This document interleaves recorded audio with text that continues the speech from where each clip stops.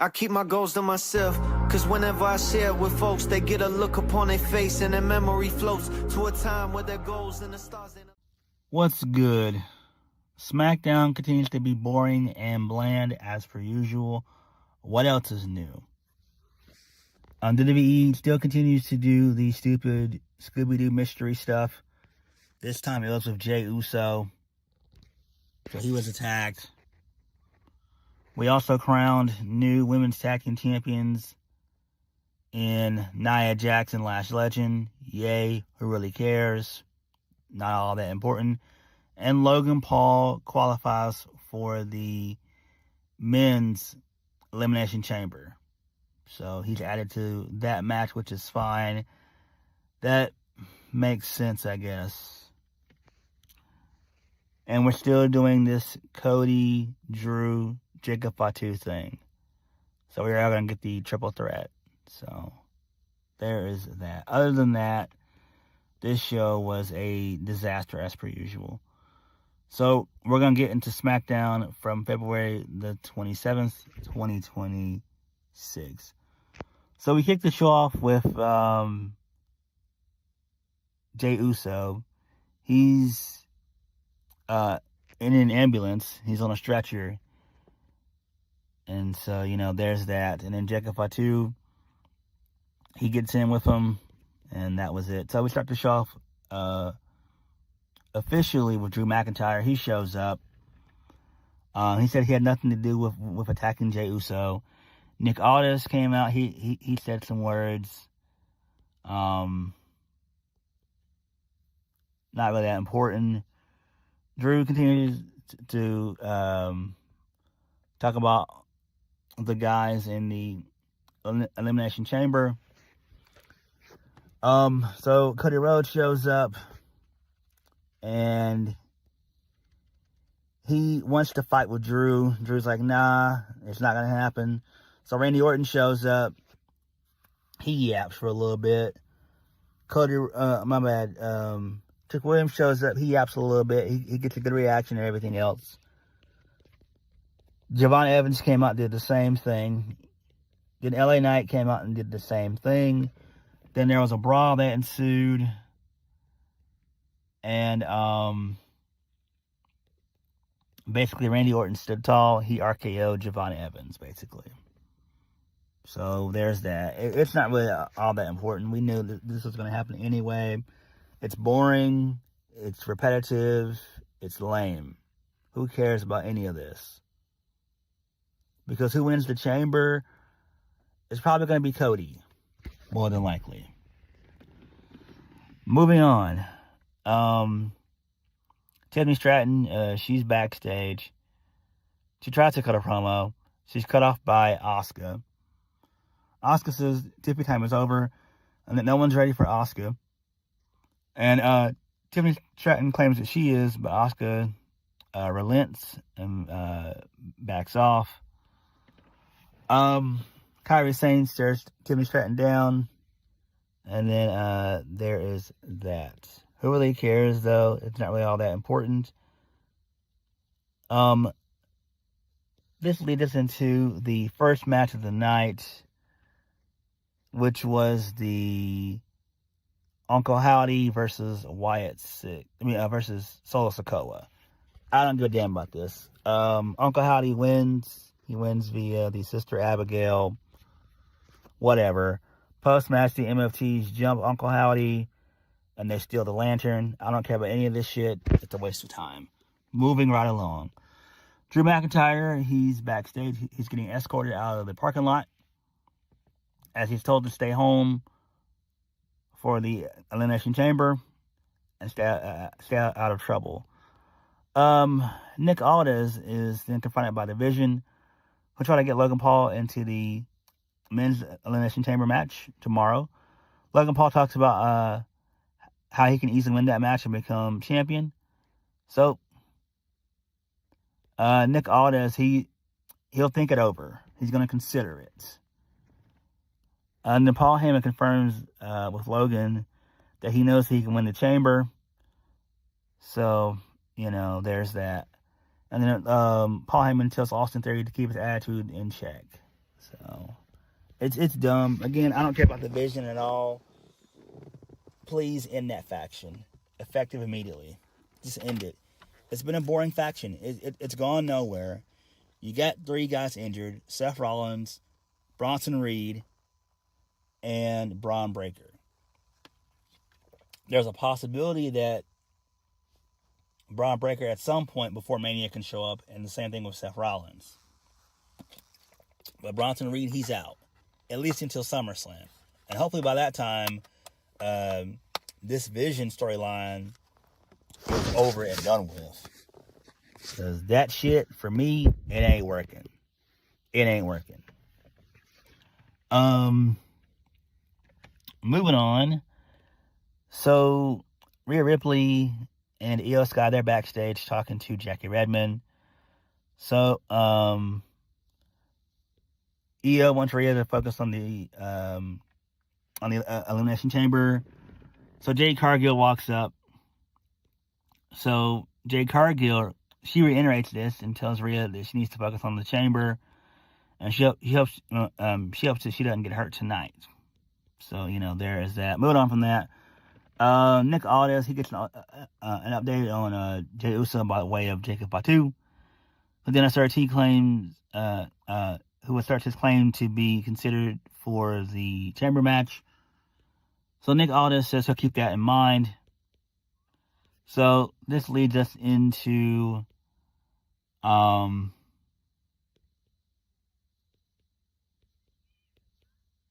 Tiffany Stratton defeating Kairi Sane. Pretty decent match. For some odd reason, Chelsea Green and Alba Fire were out there on commentary. There was a spot where Tiffany Stratton got into it with Chelsea Green, and then Kairi Sane was going to do some move. She ended up taking out Chelsea Green, which was kind of funny. And then Tiffany Stratton won via the prettiest moonsault ever. Who really cares about any of this shit? I don't. Moving right along. This leads us into some more backstage stuff. So the Vision, they await an answer from Nick Aldis. He said he has some news after talking to Adam Pearce. Logan Paul's going to get an opportunity in the chamber. So Paul Heyman wanted to know what's the catch. And Nick Aldis reveals that Logan Paul will face Jacob Fatu later on in the main event to see who enters that match. So Logan Paul talks about selling the world's most expensive Pokemon card, which was a scam, and how he married the world's most beautiful supermodel so he can beat SmackDown's, WWE's most dangerous werewolf. So, there's that. Who really cares about any of this? I don't care. I'm a fan of Jacob Fatu. I'm a fan of Logan Paul, but I just don't care about the Vision. Moving on. This leads us into The Miz. He cut the promo before his match with Oba Femi. He basically wants to try to get Oba on his side, and Oba does not oblige. Oba defeats Miz via the fall from grace. So like I said, it was a long promo. Miz went on a little bit too long. He basically wants to guide Oba. He wants to basically be the new locker room leader now that John Cena's gone.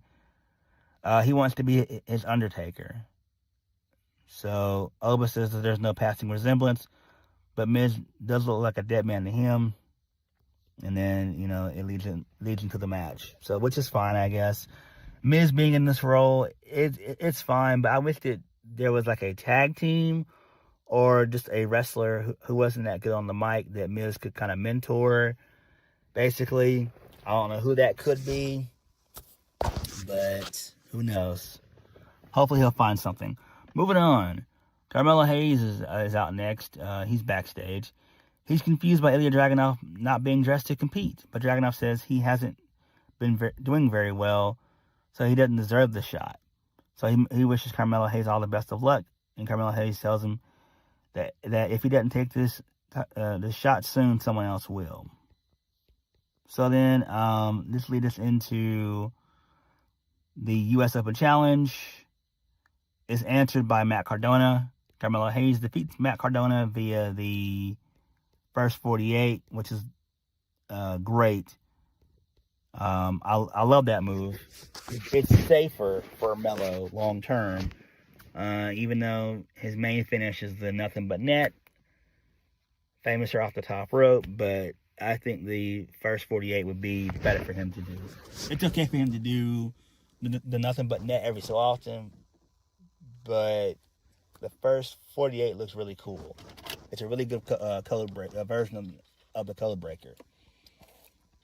But I am tired of this game of cat and mouse between Carmelo Hayes and Ilya Dragunov. Turn one of the guys heel or something. You know, get these guys in a personal feud, please. And the U.S. Championship needs to be in a really meaningful feud instead of just always doing open challenges. Enough of that shit. It's lame. It was cool for the first few weeks when Sami Zayn was doing it and all that stuff. Same with Ilya Dragunov and a little bit with Carmelo Hayes, but now it's just gotten stale as year-old bread. Moving on. So then we get more stuff backstage, more comedy stuff. This involves R-Truth talking about the ESPN Unlimited thing, segment, how, you know, advertising ESPN Unlimited and how to use it and everything else. So, Johnny Gargano, he's being wheeled away on a road case. So, then Kit Wilson makes fun of the other guys and calls them all toxic. So, it's like R-Truth, Matt Cardona, Apollo Crews, who's still there. Yeah, he's still on television. So, you know, there's that. Moving on. This leads us into Jordan Grace defeating Kenneth LeRae. Yawn, who cares? Moving on from that, this leads us into Raquel Rodriguez. She talks about going into the Elimination Chamber, but she's interrupted by Jade Cargill, who runs her down. So then the champ, she's interrupted by B-Fab and Michin. I'm like, what the hell? So they have some words, and that was it. I'm guessing what they're going to do is probably turn B-Fab heel at some point to take out Michin.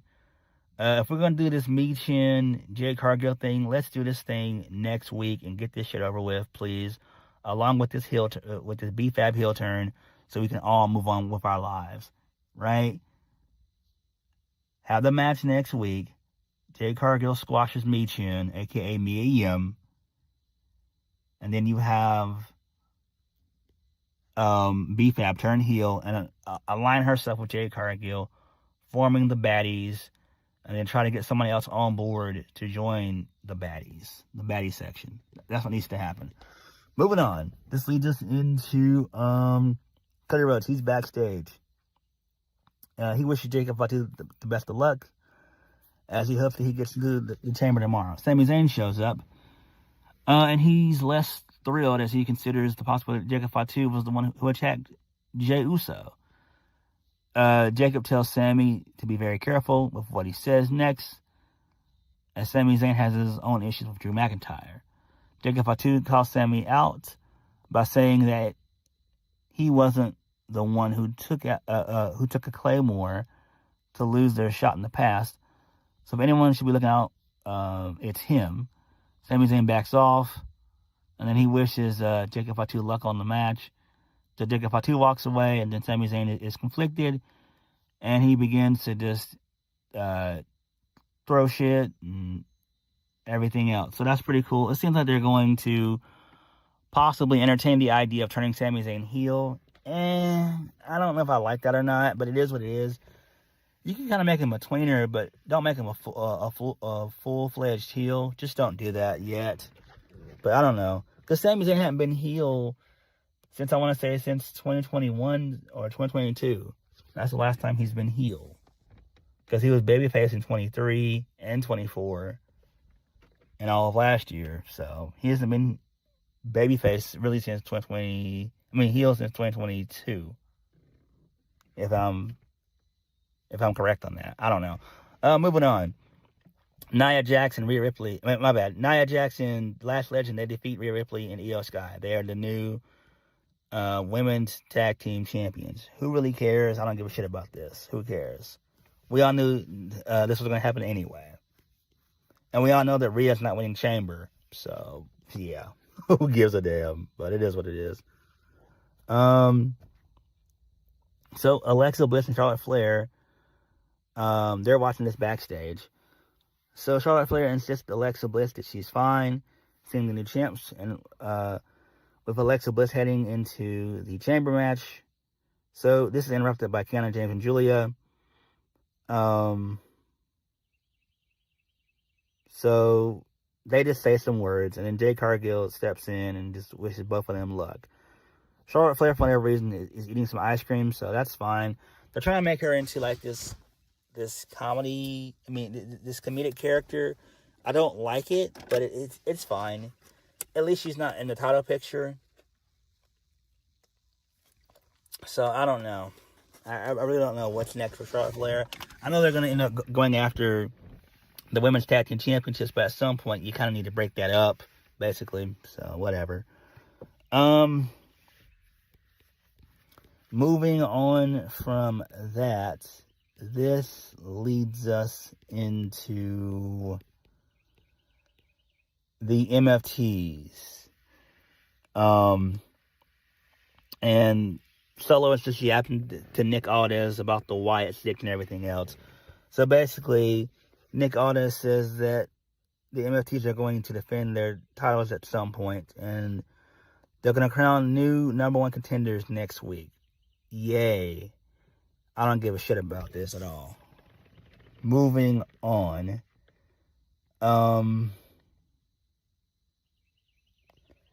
This leads us into a video package by CM Punk, which is really cool. So that's going to probably be the opener to the Elimination Chamber, which is fine. Good stuff there. Moving on from that, Randy Orton is confronted by Aleister Black backstage and Zelina Vega. Aleister Black suggests that the Black Mask might have opened something up in Randy Orton. In the mind of Randy Orton. But Randy Orton says he has a switch that he can flip whenever he wants. Aleister better be careful with what he says. So Randy says after he's done with the Chamber, he's coming after Aleister Black next, which is great. So I'm hoping that they do this. I'm hoping that Aleister Black gets involved in the Chamber and he maybe costs Randy the Chamber match. I think that would be great. That would be interesting. And I didn't talk about it in my Chamber predictions, but I do hope that we get a couple of interferences in the match. I think that would be great. And hopefully that's one of them. Moving on. So, WWE announces that WrestleMania 42 is going to start at 6 p.m. Eastern for both nights. And then night one is going to be airing for the first hour free on ESPN. Okay, yay, who cares? Main event of the evening, Logan Paul defeats Jacob Fatu to qualify with the help of Drew McIntyre. Okay, that's fine there. It is what it is. This just proves the point that they're going to go with Drew McIntyre, Cody Rhodes, and Jacob Fatu for the WWE Undisputed Championship at WrestleMania 42. So there is that. But it is what it is, if we're being honest. Yes, SmackDown was boring and lame as per usual. Logan Paul being in the Chamber is fine. Sami Zayn kind of teasing a heel turn. That's interesting as well. I don't give a shit about who attacked Jey Uso. It's not important. I don't care about it. Everything else on the show is just so-so. But what did you guys think of SmackDown? Let me know. Like, comment, subscribe. Peace.